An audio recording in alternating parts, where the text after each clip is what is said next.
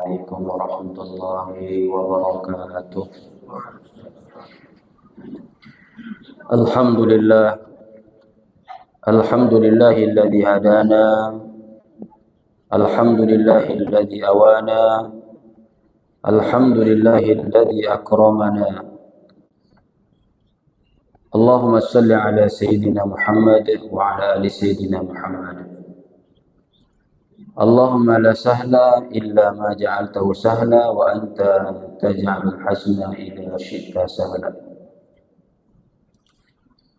Allahumma ja'alna minal ladzina yastami'una al-qawla fayattabi'una ahsana. Sidang salat jamaah zuhur yang insyaallah dirahmati Allah Subhanahu wa taala. Pada siang hari ini kita mengambil tema kajian zuhur kita, tanda-tanda orang yang rugi.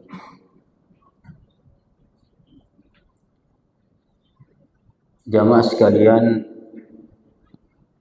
rugi dari sisi bahasanya saja kita sudah tahu bahwa rugi itu adalah sesuatu yang tidak diinginkan oleh kita.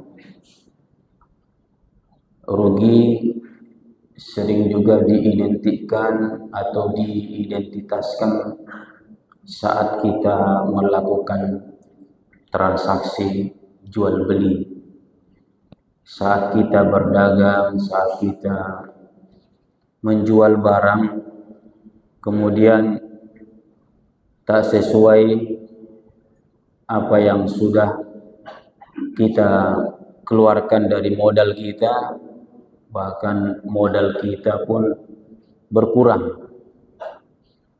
Itu namanya untung atau rugi? Rugi. Tapi kerugian yang seperti itu adalah kerugian-kerugian duniawi yang masih bisa untuk kita perbaiki. Kita melakukan strategi-strategi yang baru, yang mutakhir untuk kita mendapatkan keuntungan dan tidak lagi mengalami kerugian. Tetapi kerugian yang sebenar-benarnya, kerugian yang hakikat kerugian itu banyak sekali disebutkan oleh Allah Subhanahu wa taala. Tak kala kita tidak memahami apa tujuan dari kita diciptakan oleh Allah Subhanahu wa taala. Allah berfirman di dalam surah Az-Zumar ayat 15. Allah berfirman, "Fa'budu ma syi'tum min duni. Innal khasirina alladhina khasiru anfusahum wa ahlihim yawmal qiyamah. Ala huwal khusranul mubin." Fa'budu ma syi'tum. Sembahlah oleh kalian apa saja yang kalian mau sembah. Ini ayat ini redaksinya perintah atau ancaman? Assalamualaikum. Perintah atau ancaman? Fa'budu ma syi'tum. Allah perintahkan sembahlah apa yang kalian sukai. Boleh kita menyembah selain Allah? Boleh, Pak? Boleh kita menyembah batu? Boleh kita menyembah kayu? Boleh menyembah hantu? Maka kata Allah, innal khasirina alladzina khasiru anfusahum yawmal qiyamah. Sesungguhnya orang yang rugi itu adalah orang yang merugikan dirinya sendiri. Karena ketika semua manusia ini tidak mau menyembah Allah, Allah tak rugi. Ketika semua manusia ini tidak mau menyembah Allah, Allah tak rugi. Ketika semua manusia ini semua bersujud rukuk kepada Allah, Allah pun tak dapat untung. Jadi kerugian dan keuntungan itu akan berbalik arah kepada kita. Innal khasirina alladhina khasiru anfusahum. Kita yang rugi. Kalau hari ini kita masih belum sungguh-sungguh menyembah Allah, kita yang rugi. Kalau hari ini kita belum siap untuk sholat berjamaah, siapa yang rugi? Kita yang rugi. Alladzina khasiru anfusahum wa ahlihim, dan ahli-ahli mereka, keluarga-keluarga mereka. Kenapa ada di situ keluarga? Biasanya kalau kita udah disinggung tentang keluarga kita, kita ni rada takut. Kenapa? Kita sayang sama keluarga kita. Bahkan kita rela, nggak apa-apa saya mati, nggak apa-apa saya lapar, asal jangan anak saya, asal jangan istri saya yang lapar. Nggak apa-apa saya itu korban, asal jangan istri dan anak-anak saya korban. Betul demikian. Maka digabungkan anfusahum wa ahlihim ini agar kita semakin takut. Nanti di akhirat itu kita dikumpulkan, mau dikumpulkan di sorga sama-sama, mudah-mudahan semua sama-sama bahagia. Tapi ketika berkumpul di akhirat, berkumpul di neraka, nanti pun kita tidak bahagia karena kita satu kumpulan lagi di neraka. Meskipun dihimpun di dalam neraka, tetap dia akan mengalami kengerian, mengalami rasa perih yang luar biasa. Meskipun ada di tengah-tengahnya keluarganya. Yaumal qiyamah, pada hari kiamat nanti. Ala huwal khusranul mubin. Kata Allah, ala, ingatlah, huwal khusranul mubin. Itulah hakikat, itulah sejatinya kerugian. Jamaah sekalian dimuliakan Allah, mari kita lihat tanda-tanda orang yang rugi. Mudah-mudahan kita tidak termasuk orang yang rugi, tetapi kita adalah golongan orang-orang yang selalu untung. Tanda yang pertama adalah orang tidak tahu diri. Orang yang rugi yang pertama, orang yang tidak tahu diri. Ada satu bahasa tasawuf atau bahasa tazkiyatun nafas. Sebagian ini diperdebatkan oleh ulama. Ada yang mengatakan hadis ini hadis, ada yang mengatakan bukan hadis. Hadis ini dhaif, tapi ada juga yang mengatakan hadis ini palsu. Tapi secara definisinya ini bagus untuk kita jadikan sebagai introspeksi kita. Disebutkan dalam kalimat tersebut, man 'arafa nafsahu faqad 'arafa rabbah. Siapa yang mengenali dirinya, maka dia akan kenal Tuhannya. Bapak Ibu sekalian, kita ini alhamdulillah, kita yang sholat zuhur ini adalah orang yang kenal tentang diri kita. Kenapa? Karena kita kenal Allah. Itu yang disebut dengan kenal dengan dirinya. Jadi bukan aspek fisiknya. Semua kalau ditanya, Bapak kenal dengan diri Bapak? Kalau ada orang nggak kenal dengan dirinya secara fisik, berarti dia sedang mengidap penyakit apa? Amnesia. Dia pulang ke rumah, ketemu sama keluarga, dia tanya, ini Bapak apa bukan? Berarti dia umurnya sudah, umur berapa kira-kira itu? Umur 90 tahun apa umur berapa kalau udah agak-agak lupa? Ya, agak-agak. Jadi bukan yang disebut dengan tidak mengenal akan diri, kita tahu semua diri kita. Kita tahu tanggal lahir kita, bulan berapa kita lahir, tahun berapa kita lahir, KTP kita, itu namanya kartu pengenal. Tapi yang disebut di sini man arafa nafsah, lebih kepada jiwa kita, an-nafsu, an-nafas. Makanya nanti yang dipanggil oleh Allah itu adalah ya ayyatuhan nafsul mutmainnah. Jiwa kita yang dipanggil oleh Allah. Bukan fisik kita. Fisik akan kembali kepada tanah. Kita berada di atas tanah, ditutup dengan tanah. Itu fisik kita. Tapi nanti yang akan dibangkitkan oleh Allah Subhanahu wa taala adalah an-nafs. Mudah-mudahan nafsu kita ini adalah nafsul mutmainnah. Ya ayyatuhan nafsul mutmainnah. Maka orang yang tidak tahu tentang dirinya, maka kecenderungannya dia lebih arogan kepada Allah. Aba wastakbar. Orang yang tidak kenal dengan Tuhannya, semua orang pasti bilang, saya kenal Tuhan saya. Siapa Tuhanmu? Orang Islam pasti bilang, Tuhannya siapa? Allah. Apakah cukup kita dengan menyebutkan Tuhan kita Allah?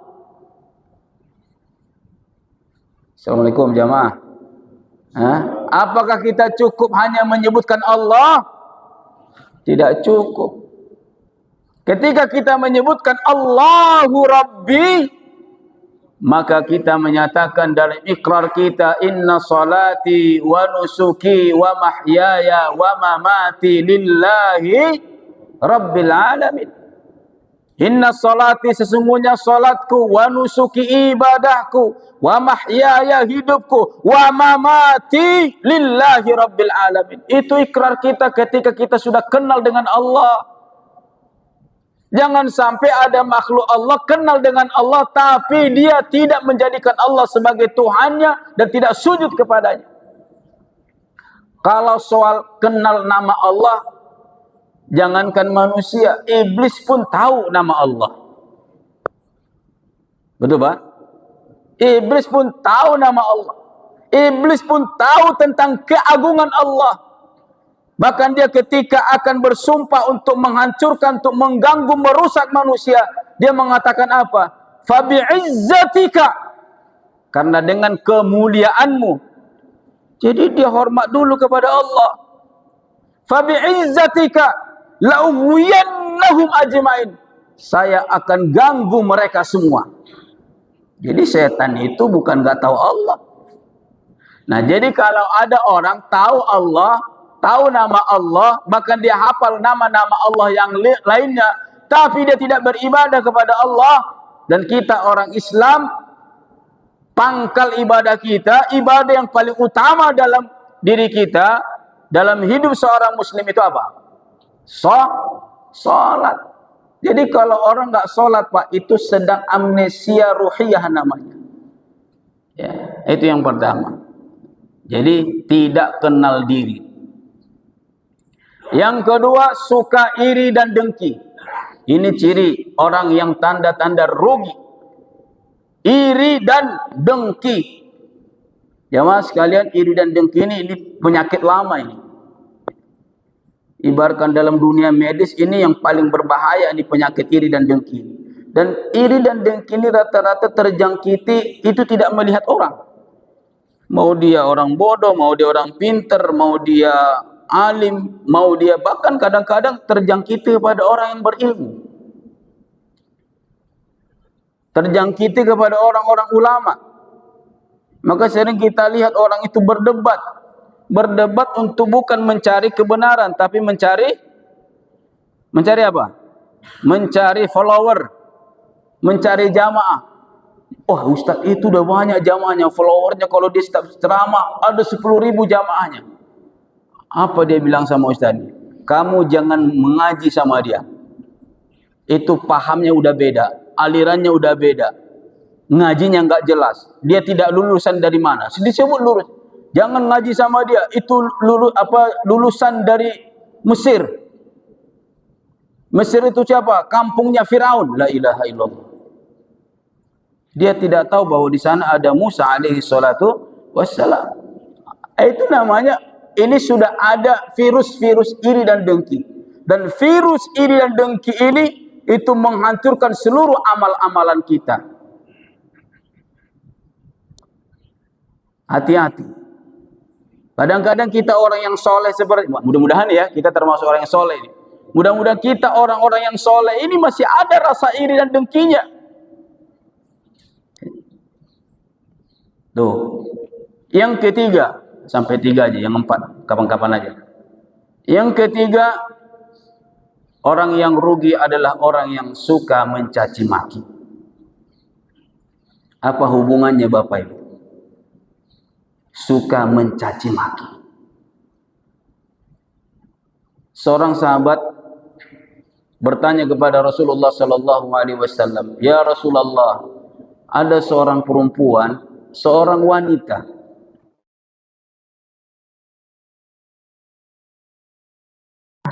ini bukan cuma sholat 5 waktu, tapi rajin tahajud, rajin puasa, rajin bersedekah, rajin melakukan kebaikan-kebaikan." Nabi mengatakan apa? Hiya finnar. Dia di neraka. Astagfirullah. Dia di neraka, kata Rasulullah sallallahu alaihi wasallam. Ini kalau ada orang yang baru datang ngaji, baru datang ke masjid, kemudian dikatakan ada seorang udah sholat, rajin puasa, tapi di neraka. Wah, mendingan kita nggak usah sholat, nggak usah puasa. Karena yang sholat aja, yang puasa aja masih masuk neraka.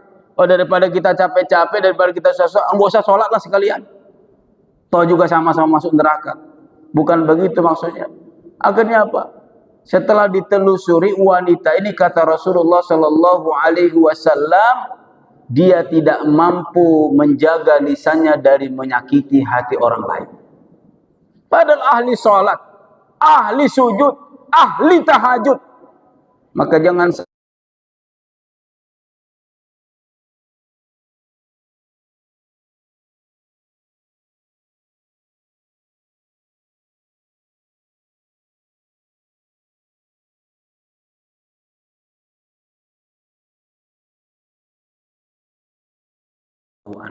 al-muslim,